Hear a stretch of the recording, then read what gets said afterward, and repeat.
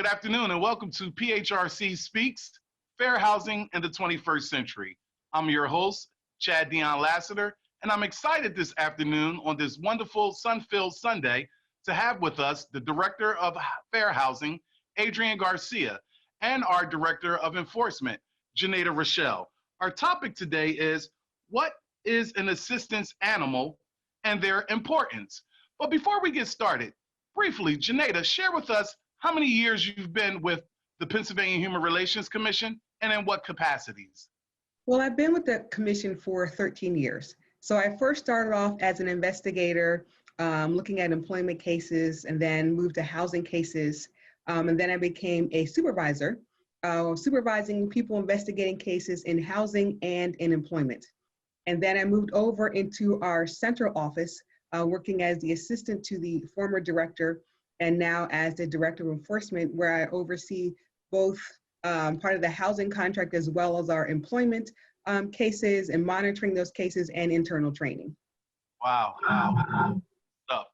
And Adrian, you're one of our new employees as our new Director of Fair Housing, but you are not new to the space of housing advocacy. Could you briefly share with our viewing audience the work that you did prior to coming to the state?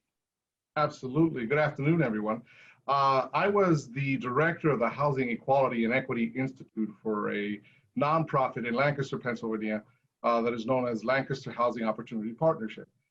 In that capacity, what I wanted to do and what I think we did was bring to life what fair housing is around the context of who it affects and who are those that could help advocate and that could also learn from it and benefit from that experience. So that would be lenders, social service providers, landlords, property management companies, pretty much anyone that touches housing. And so we set out to educate and inform landlords and all those people that I mentioned earlier, just so that we had a more informed community and we could reduce the discrimination in housing. So you kind of bring people along, not by preaching at them, as I would say in the past, but by making them part of the solutions that would provide for equitable housing. Okay, great.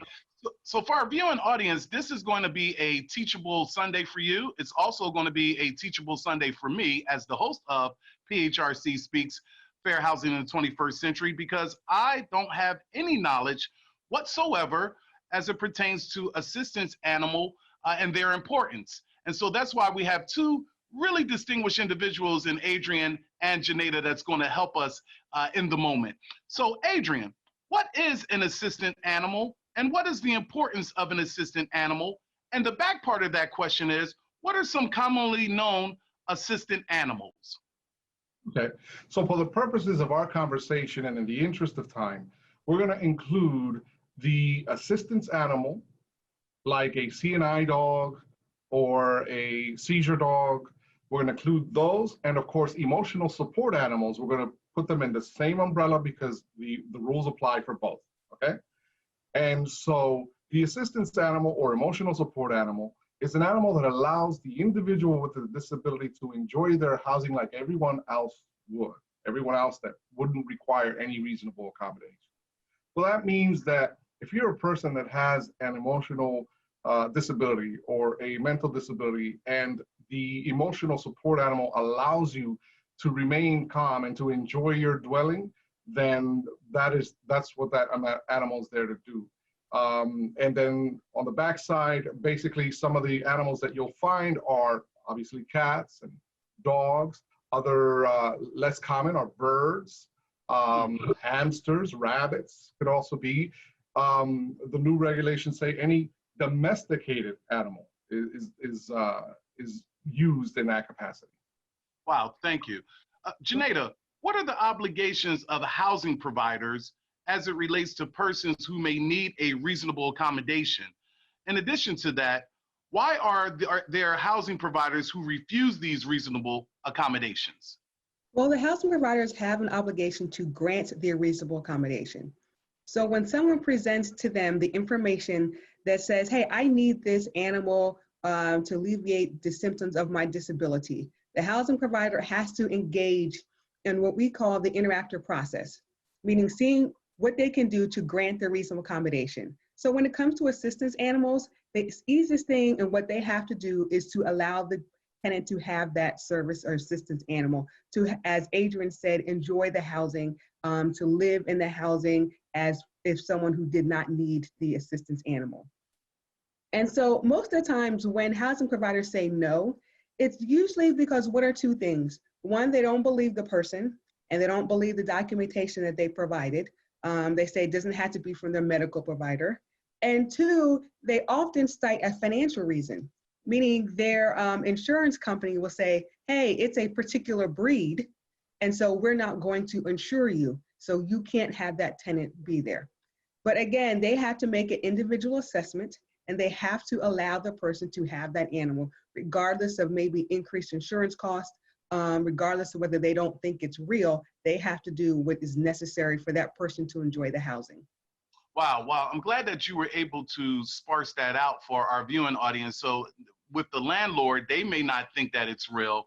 They may think that it's perceived or imagined, but in fact, with the documentation and with the context, they have to accommodate individuals. Yes, that is absolutely correct. Wow, wow, thank you. Adrian, what does the Fair Housing Act say about reasonable accommodation as it pertains to assistant animals? As it pertains to, and I'm going to paraphrase here because I, didn't memorize the regulation, but basically it says if you're in need of a reasonable accommodation with an emotional support animal or a service animal, then you just request it. Number one, you request it from your landlord, and it doesn't state anything about having it in writing. Okay, you can do it verbally. I have always recommended, hey, send an email, send a text, just say, hey, I'm going to need a service animal. And so many landlords that are up on their fair housing will say, okay, well, listen, I have this form that if you wouldn't mind taking to your provider, I'm not asking for diagnostic, I'm just confirming the fact that it is a need. And then when I get that back, no problem.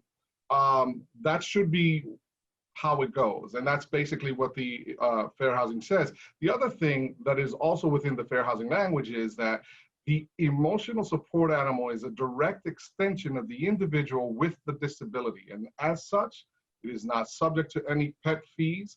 It is not subject to any pet rent. So that's very important to also know.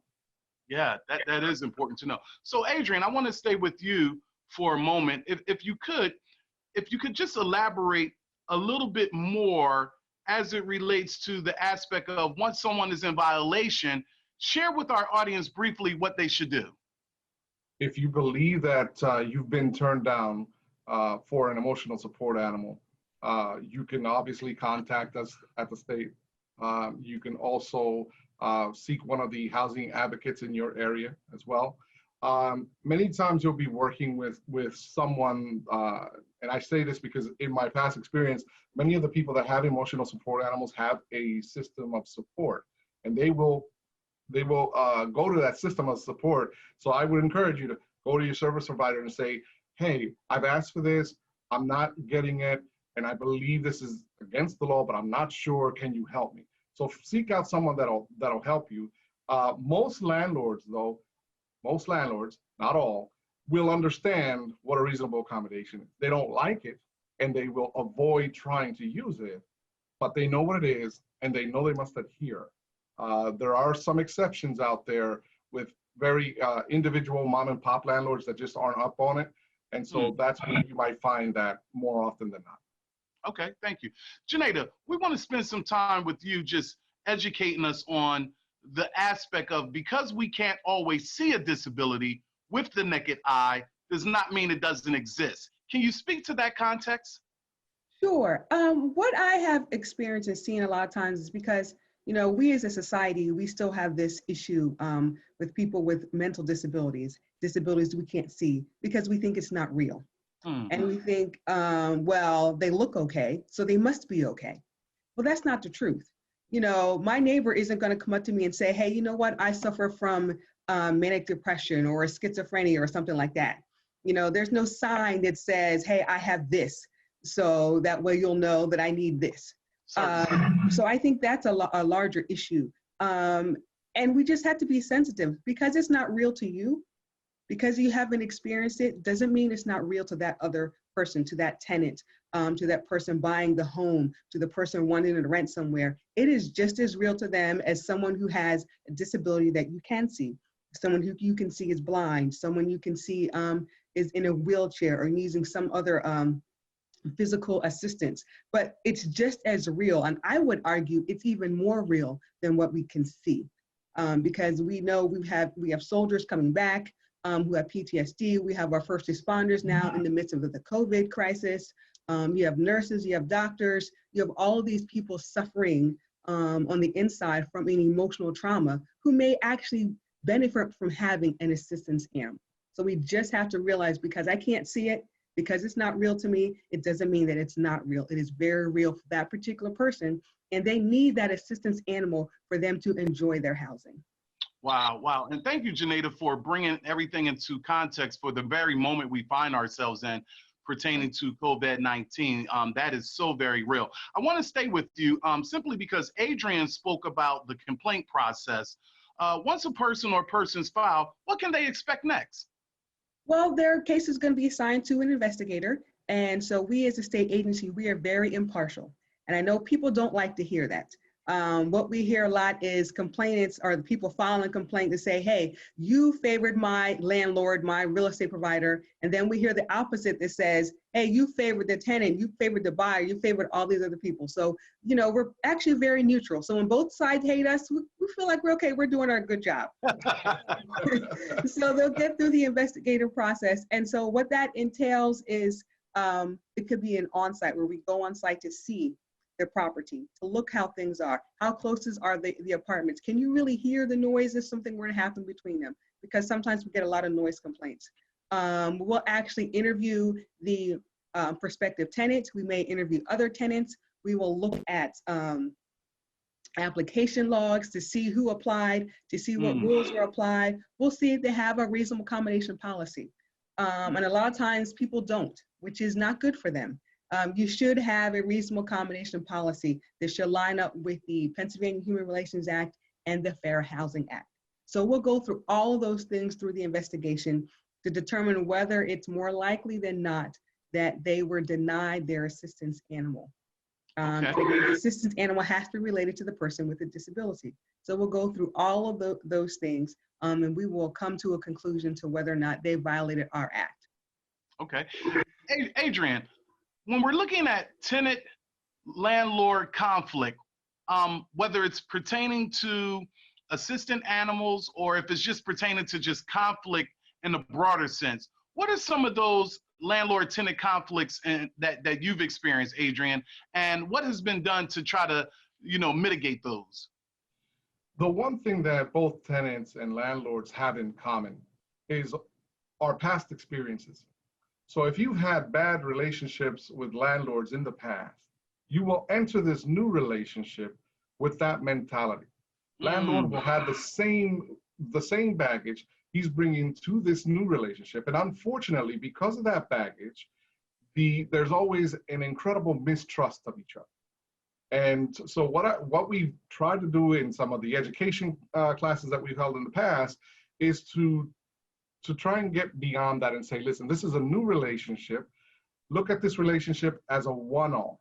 In other words, it's me and you, not me and 50 other people that you've run into and have had bad experiences with in the past. Certainly. We need to basically come to the common ground and say, this is what I know about my situation. This is what you know about your situation. Let's just go off of that. And so that is one of the bad things about the landlord and tenant relationship. Also, lack of understanding of fair housing laws, of property maintenance codes. As a landlord, you are in a disadvantage because you've gotten into an industry that you did not go to school for in many occasions, that you did not have a mentor for in many occasions. And you've entered it because you thought, okay, some disposable income, maybe I inherited this property, and that's fine. But there are rules and regulations that you must follow in order to be able to be successful at being a landlord. Tenants have the same deficiency. They must learn how they can navigate that landlord and tenant relationship. What is it that I have to do to become a desirable, informed, proactive tenant? And so that means learning what your rights are. That means knowing how to exercise your rights in a manner that is understandable, clear, succinct, successful. And also, what's even more important is knowing what the expectations of caring for a property are, right? And of course, paying your rent. We have found that in many of the surveys that I've held with landlords and property managers, that when I ask them, what is a good tenant for you? They come back and say, well, yeah, good credit is important, but I just want somebody to talk to me. So communication came to be one of the top 3 things that attracted a landlord to a successful tenant: communication. Wow. Jinada, same question for you, but just a little bit different. When we're looking at the landlord-tenant relationship, other than the aspect that Adrian, you just gave a bulk of just great information for our viewing audience, other than the defined thing that we always want, which is pay your rent on time, what are some of the other ingredients that go into a really solid tenant-landlord relationship, Jinada? I think Adrian hit it when he said communication, because we get a lot of complaints on what we would say are terms and conditions, meaning I asked for something and they didn't get back to me. You know, so it's important that you do that. When I do training with property managers and landlords, I'm like, look, your name is your reputation. So if you want people to say you're a good person to do business with, you're going to respond to them. But if you don't care, then just be a poor landlord to everyone. Don't answer anybody's calls. Don't fix anything. Don't do anything. But I understand that that's not who you are. So make sure you are communicating with your tenants. If they ask you something, respond to them. Don't just ignore them because they get on your nerves today. Make sure you're actually talking to them. And then for tenants, you know, it's about setting expectations. You know, setting expectations. They are your landlord. They are not your spouse. They don't have to respond to you within 30 seconds. If it's someone who's got multiple properties, it may take a little bit before they get back to you. Yeah, that's a great point. Expectations, yes. Maybe a light bulb is out and they won't fix it right now compared to someone whose toilet is leaking. That is going to be more important. So just set those expectations and always, you know, pay your rent on time. If you have issues, you have concerns, make sure you're letting them know, because the reality is keeping someone in is good for business. Having to go through the eviction process is bad for business for both the landlord and the tenant. So those are just some things that I think that people can do to make their relationship better. Great. Communication and expectations, really 2 great ingredients. Adrian, one thing you would like our viewing audience to know about assistant animals and the persons that need them? The one thing that I think is most important is that at any time, any person can become a person within a protected class. Disability is becoming an increasing larger protected class. The trauma of what's going on today, things that are happening with our soldiers upon their return, individuals re-entering society from incarceration, and many of them with emotional and mental disabilities that require a service animal. This is not a segment of the population. This is not something where you could actually say, this won't happen to me. If you're healthy today and tomorrow you spike up to a 500 blood sugar, guess what? Now you have diabetes. Yeah. And you may need an assistance dog that will be able to gauge when your sugar drops or when it elevates, so that that assistance animal takes action. At any moment, any one of us could enter a protected class. We must not think about this as in terms of this won't happen to me. It will happen to you, it will happen to a family member, and we need to be informed and engaged as to this topic. Thank you.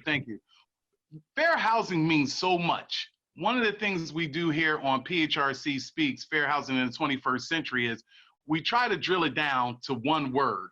So when you're looking at, Jinada, the phraseology, fair housing, what's one word that comes to mind for you? Essential. Wow, powerful word. Same thing for you, Adrian. One word that describes fair housing for you. Equity. Essential and equity. Okay. Jinada, as we're coming to a close, Provide some advice that you would give someone who may want to enter into the fair housing advocacy space. We know that there are a lot of young individuals and just individuals in general who really fundamentally believe, like you and Adrian and so many of our colleagues at the Pennsylvania Human Relations Commission and other housing advocacy providers, that housing is essential. It's about equity. It's about, you know, creating generational wealth, that no one should be discriminated against because of housing. Landlords should not engage in sexual coercion if a person is behind on their rent, and so many other things. What advice would you give a viewer or anyone that may see this in the future who may be on the fringe or may be saying to themselves, I want to become a fair housing advocate? I would say don't get weary in well-doing and be in it for the long haul. Because as you know, we had the Kerner Act, we've had the Fair Housing Act for 51 years, and things don't appear to look as if they're getting any better. So don't get discouraged by the larger aspect of fair housing and we're still fighting, we're still fighting, we're still fighting. Take some of the smaller wins that you can get and say, you know what? I was able to advocate for this over here. And now we see a whole segment of population who are no longer homeless or living in substandard housing. You know, take those small wins, because those small wins are going to encourage you when you're looking at the larger scheme, when you're looking at, you know, large housing projects still with lead paint and lead pipes and saying, we need to fix this. So take those smaller wins and say, you know what, I was able to advocate for this person, this thing over here, and use that to sustain you as we continue the larger fight for fair housing across the Commonwealth and across the nation. Wow, that would be sound advice. Same thing for you, Adrian. Some advice that you would give someone who's contemplating joining the fair housing advocacy space. I mean, there's the obvious connection to organizations that are connected to, say, the PHRC. We have councils across the state, so they can join a PHRC advisory council. That's one way. They can also take those small wins. There are various committees in your township and boroughs or in your cities. You have people that are on lead commissions. You have people that are on property maintenance advisory groups. You are people that are part of the county planning in your area. You know, and I always say housing is everything and everything is housing. There is not an aspect that is out there that is not touching upon housing. When you see someone or a developer trying to develop housing, instead of going there and fighting against housing that is absolutely needed in order to expand the inventory so that more affordable housing is available, then don't go and protest against it. Go there, learn about it, and ask questions. And so what we're finding across the state is that we're having people fight against housing when they don't understand the ramifications behind it. And many times, unbeknownst to them, the reason they fight is linked to discrimination. So you want to be careful about what you're fighting against and become more educated. So if you really want to be an advocate for housing, that's one way. The other way is that if you're living in a housing complex, now that you know a little bit more about what you've learned today, you can look some of this up, educate your neighbors, have you know, tenant potlucks and talk about fair housing. Is anyone having an issue? You know, become a real advocate. And then also through your social service providers, through your friends, through your church, someone's always connected to housing. So just kind of spread the word that way, and that makes you an advocate in your community. Yeah, really good advice. Jinada, before we close, I wanted to come back to you, because when I think about housing and I think about disciplines, and we titled this show, PHRC Speaks, Fair Housing in the 21st Century, maybe a 21st century macro, meso, and micro level of looking at housing. I wanted to throw out the following disciplines to you. Maybe we should be looking for folk who have backgrounds in ethnography, urban design, anthropology, sociology, individuals who are counselors, therapists, social workers, people who, I remember when we initially did our show with Stella Adams, she talked about algorithms and people who are good with mathematics and things of that nature. What do you think about those disciplines being integrated into the recipe for a fair housing advocate, Jinada? I think those are essentials because you're talking about your city planners. You're talking about how you're going to manage as you go forward, as the population may grow in your particular area. So you need all of those things. You need people to look in the environment and say, if we put an apartment complex over here, what is in the water over here? What is that going to affect? How is that going to affect the sewer system down over here? Is it near an incinerator? Is it near a dump? Is it near all those things? So you need people who can actually look at that and plan a city out and say, okay, no, we can't put it over here because this is what happens. If we put it over here, now we need to add increased money for other facilities because we're going to need to improve the roads. So you need engineers to look at those things. So all those things are so essential to housing and what we're doing. As we expand, we need to expand correctly so that everyone has an opportunity to sit at the table, so that everyone has an opportunity to better themselves. You know, we as a nation are great at individualizing things. So in order to help the individual, we need to get some planning together. We need to make sure that we are setting them up for success when it comes to their housing. So look at all of those things, those economic things, those building things, all that, like what's in the dirt, what's in the ground, to figure out, can we actually put something there? Is it going to create another problem? Are we going to get a Flint, Michigan? Are we going to get some of the areas in Shenandoah that we have here in Pennsylvania? Are we going to get some of those things, the residue from the coal mines, those things? Those were great industries, but sometimes they have some bad residual effects. So we need to make sure we're looking at all the information as we're planning housing to move forward into the next century. Thank you so much, Jinada. If you're failing to plan, you're planning to fail, and we're planning to be successful. As we close, Adrian, look into the camera with regards to our viewing audience and leave them with whatever message you want to leave them with as it relates to our topical discussion on this wonderful sun-filled Sunday. I want to tell those that are renting, those that are purchasing a home, no one is doing you any favors. You've earned the right to rent without discrimination. You've earned the right to buy without discrimination. So, you know, learn everything that there is to know about the processes of buying a home, the lending, about renting, any rental classes that are out there.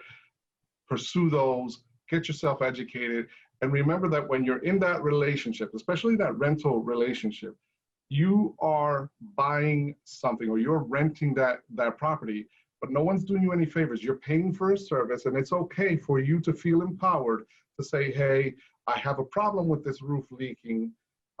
Many cases, tenants won't complain about those things. So no one's doing you any favors. You're paying for a service. It's okay for you to feel empowered to ask for someone to respond for what you're paying for.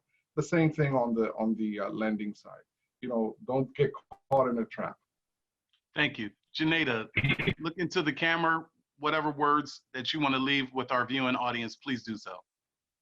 Just remember that fair housing is essential. You know, you have a right to live where you can afford to live, and no one should tell you you can't live there because of your disability, because of your sex, because of your age, your color, or any of those reasons. If you can afford it, you should be able to have it. And housing just makes life so much easier when you have safe, affordable housing. You can rest easy at night. So I just want to encourage everyone to seek the housing that they can afford, make sure that they actually can afford it, and then just go for it. Go for it. Don't let anyone or anything stop you and tell you that you cannot or you don't have a right to be there, because you do. Thank you so much, Jinada. And as we end, to our viewing audience, if you have internet access, please Google things like the Kerner Commission.